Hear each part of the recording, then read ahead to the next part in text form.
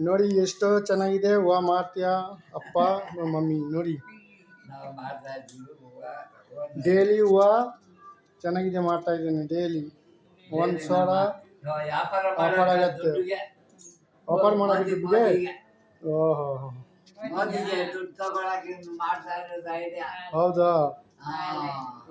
ಸರಿ ಸರಿ ಮಾಡಿ ಕಟ್ಸ್ತಾ ಇದ್ದೀನಿ ನಾನು ದುಡ್ಡುಗೆ ನನಗೆ ದುಡ್ಡು ಕೊಡು ಅಂತ ನಿನ್ನ ದುಡ್ಡು ಏನಿಗೆ ನಿಂದು ಹಣ ಇದೆ ನಿಂದು ದುಡ್ಡು ಏನಿದೆ